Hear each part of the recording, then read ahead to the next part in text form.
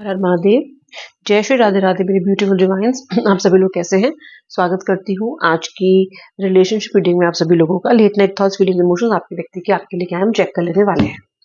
एक general collective reading है, जितना आपसे रेजोनेट हो उतना क्लेम करे, बाकी ड्रॉप कर दे। मेल फीमेल स्पेसिफिक नहीं है, कोई भी इस रीडिंग को देख सकता है। ओके, उनकी भावनाएं, इस रिश्ते की संभावनाएं मैं सब चेक करूंगी। टैरो कार्ड्स का उपयोग किया जाएगा और बहुत ही डीप इंसाइटफुल रीडिंग हुई, एंड तक देखना। अभी इस रीडिंग को लाइक करो ताकि आपका एनर्जी एक्सचेंज हो जाए, आप इस रीडिंग से रेजोनेट कर पाओ, आपके ड्रीम्स भी फुलफिल हो सके। ठीक है, टैरो रीडिंग बहुत अच्छा एक तरीका होता है to connect with the divine. तो जब भी सेशन में है तो क्यों ना उसका लाभ उठाया जाए, क्यों ना क्लेम किया जाए, क्यों ना लाइक करके अपनी एनर्जीज को एक्सचेंज किया जाए। चलिए देखते हैं ओपनिंग कार्ड्स क्या है। टाइमलेस रीडिंग है, बिल्कुल टाइमलेस है। राशियां सब बताऊंगी और व्यक्ति क्या सोच रहे हैं ये भी समझाऊंगी। द हैंगमैन का कार्ड सबसे पहला, ये ओपनिंग एनर्जी देखो कार्ड की, बहुत मैटर करता है कि ओपनिंग एनर्जीज कार्ड की क्या निकल के आ रही है, क्योंकि वो टोन सेट करता है आपके रीडिंग की, आपके प्रेडिक्शन की। द हैंगमैन यानी कि व्यक्ति स्टक है। स्टक स्टक स्टक क्यों है ये व्यक्ति स्टक? सबसे पहले कार्ड्स निकाल लेती हूँ कुछ, और उसके बाद और कार्ड्स भी निकालूंगी अगर मुझे जरूरत लगेगी तो, क्योंकि क्लैरिफिकेशन के लिए भी कार्ड्स चाहिए होते हैं। 4 of pentacles, 7 of cups, Ketu महाराज की कृपा दिखाई दे रही है। नंबर 7 काफी आ रहा है, और सॉरी काफी नहीं, 7 और 4 आए थे। Knight of pentacles, 5 of swords, number 5 आया है 2 बार। Okay, 2 of cups, the sun, perfect, 10 of cups.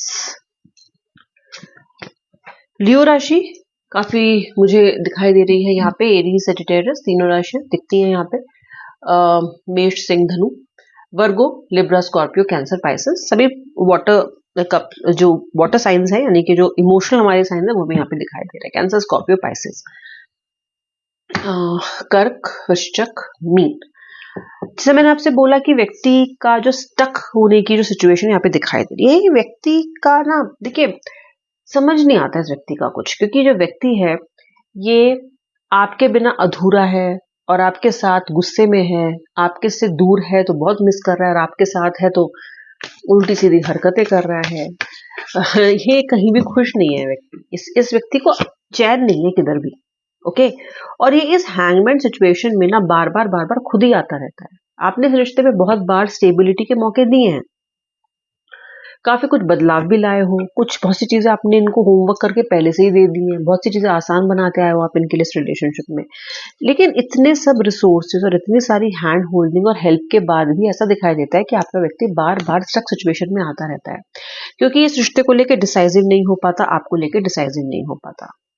Okay, मुझे आपका व्यक्ति बहुत ज्यादा कार्मिक हैवी एनर्जीज में दिखाई देता है। इस व्यक्ति के जो पूर्व प्रारब्ध है और इस व्यक्ति की जो अभी की भी जो इसके कर्म है, वो कुछ ऐसे हैं कि कर्म चक्र में फंसे रहते हैं, अपने लिए प्रॉब्लम्स क्रिएट करते रहते हैं, प्रॉब्लम से भागते रहते हैं। आपके साथ भी बहुत सारी ऐसी प्रॉब्लम्स हैं जिससे ये भागे हैं। और सबसे जो खराब बात यहाँ मुझे दिखाई देती है, जो अनफॉर्चुनेट बात मुझे दिखाई देती है, वो है आपको सैबोटाज करने की।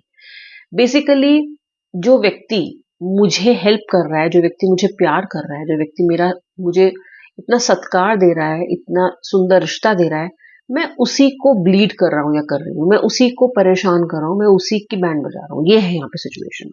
सैबोटाज और डिस्प्यूट्स जो आपके साथ हैं वो नहीं होने चाहिए, क्योंकि आपका इनके लाइफ में रहना इनका फायदा है। Somewhere you are a very good support system for this person, you are very good आप बहुत गिवर हो इस रिलेशनशिप में। आप जिस रिश्ते में जाते हो ना, उसमें अपना 100% देते हो, आप उस रिलेशनशिप को सुंदर बनाते हो, कोशिश करते हो कम से कम आपकी तरफ से कोई दिक्कत ना रहे। इस तरह के व्यक्ति हो आप। तो इतना सब होने के बाद भी ये व्यक्ति बार बार इस सपोर्ट सिस्टम को भी इस्तेमाल कर नहीं पाता है। ओके, दुख पहुंचाता है ये आपको बहुत ज्यादा। 5 ऑफ सोर्ड्स का कार्ड है। ये व्यक्ति अपने आप को बहुत दिखाता है कि मैं बहुत क्लियर हूँ, मैं अपने इंटेंट में बहुत क्लियर हूँ, मैं अपने थॉट्स में बहुत क्लियर हूँ, और I am very polished, I am very nice, मुझे पता है मैं क्या कर रही हूँ, मैं क्या कर रहा हूँ। बहुत अहंकार भी दिखाते हैं ये इस सेंस में, लेकिन एक्चुअली ये सच नहीं है। एक्चुअली ये व्यक्ति डीप डाउन बिलो बहुत ही ज्यादा वीक, बहुत ही ज्यादा कंफ्यूज्ड, और बहुत ही ज्यादा, मतलब 2 रास्तों पे में से किसको चुनना है ये उस चीज को तय नहीं कर पाते हैं। ठीक है, ये इनकी कमियां हैं बहुत सारी। इस व्यक्ति का आपकी तरफ जो रुझान है वो झूठा नहीं है, वो सच्चा है। रुझान आपकी तरफ सच्चा है। इस रिलेशनशिप को ये अपने हिसाब से चलाना भी चाहते थे, इसमें ये एक स्टेबिलिटी भी चाहते थे, लेकिन ये इनके कुछ प्री डिफाइंड रूल्स हैं, इनकी एक रूल बुक है, ऐसे ऐसे ऐसे ऐसे चलना है।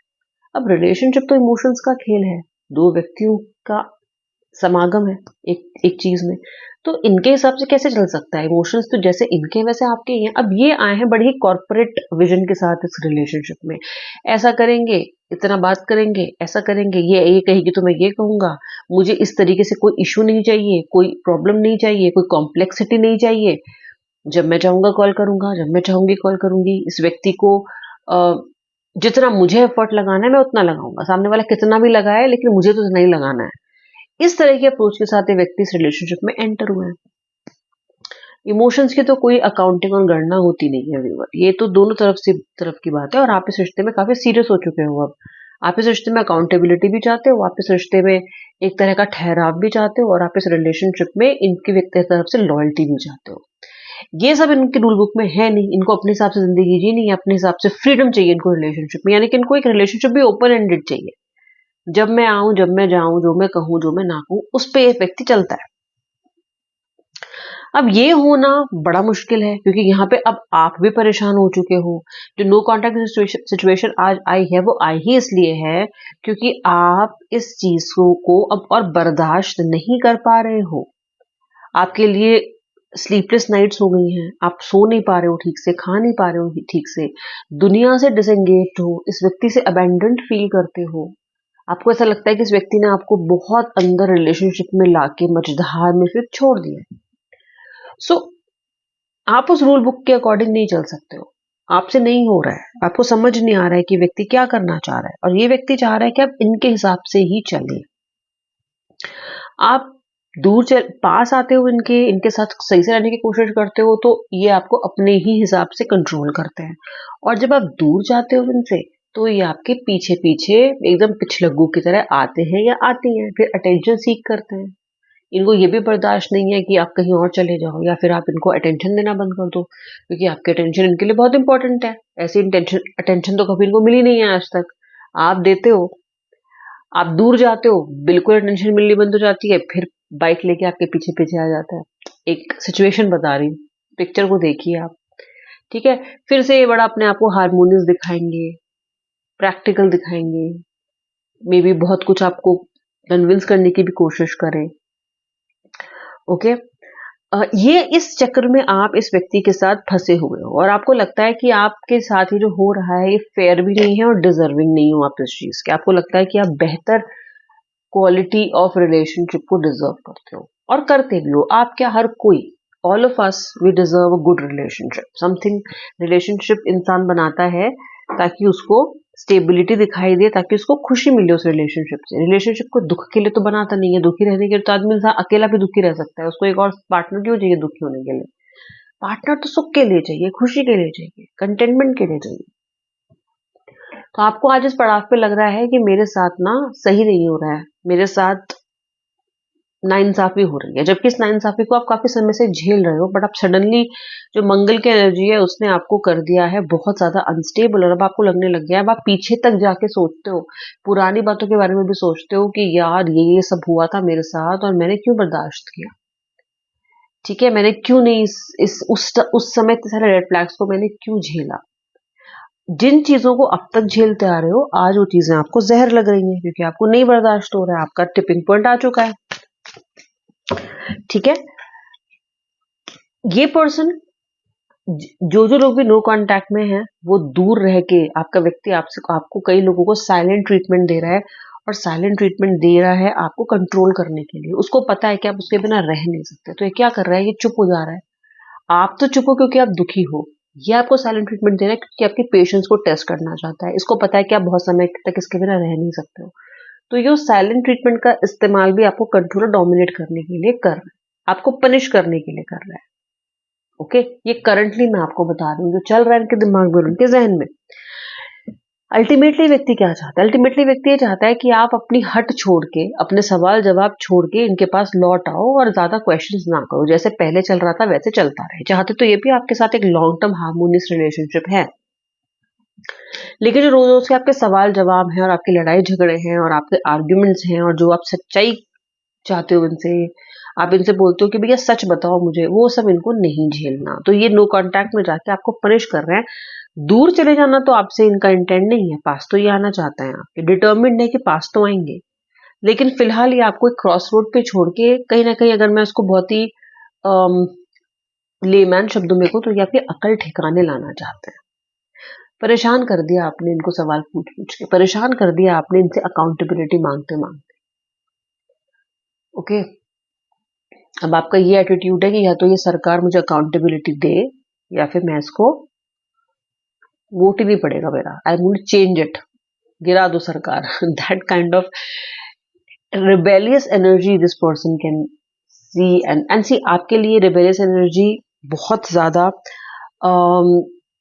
सन की एनर्जी से मिल रही है, सूर्य देवता की, क्योंकि आप उन्हीं बातों पे अब विचार अपने लेके आ रहे हो, अपनी इश्यूज को उठा रहे हो, अपने ग्रीवेंसेस को एड्रेस कर रहे हो, जो आपने पहले कभी नहीं किया। आप जो कर रहे हो ठीक कर रहे हो, करो, क्योंकि सवालों का जवाब मिलना तो जरूरी है। लेकिन इस व्यक्ति को आपका जो ये रूप है ये खतरनाक लगता है, डिस्ट्रॉइंग लगता है। क्या जरूरत है? अच्छा खासा तो चल रहा था, अकाउंटेबिलिटी मांगने की, लॉयल्टी मांगने की, कमिटमेंट मांगने की, इसको क्या जरूरत पड़ गई? That kind of energy of person is into right now. Okay, आना इनको भी है, चाहते ये भी आपको है, ये भी चाहते हैं कि आने वाले टाइम में आप दोनों साथ रहें, लेकिन आप चाहते हो कि कुछ इश्यूज रिजॉल्व हो गए ना, ये अपनी शर्तों पे चाहते हैं। आप लोग के पास इनका फोन 21 दिन के अंदर आने की संभावना मुझे दिखती है, इनका फोन 21 दिन में आने की संभावना दिखती है, क्योंकि डेस्परेशन व्यक्ति की बहुत ज्यादा बढ़ रही है। आपके बिना लाइफ चैलेंजिंग हो रही है, सोच विचार बहुत ज्यादा है आपके बिना। आपके बिना आपका व्यक्ति बहुत अनसर्टेन महसूस कर रहा है, बहुत लॉस्ट महसूस कर रहा है, बहुत ज्यादा। जैसे कि आप इनके जीपीएस हो, आप हो ही नहीं, अभी तो इनको रास्ता ही नहीं मिल रहा है, ये कहीं पहुंच ही नहीं पा रहे हैं। तो व्यक्ति मन ही मन आपको लॉन्ग कर रहा है, मन ही मन आपकी इच्छा कर रहा है कि आप उसके लाइफ में लौट आओ, लेकिन अहंकार में और आपकी अकल ठिकाने लाने हेतु ये व्यक्ति अभी जरा शांत शांत दिख रहा है। 21 दिन रुक जाओ, व्यक्ति का फोन आने की संभावना दिखाई देती है। आपके पार्टनर के कारण late night thoughts feelings and emotions थे। अगर अभी तक वीडियो को लाइक नहीं किया तो कर देना। जय श्री राधे राधे, हर हर महादेव।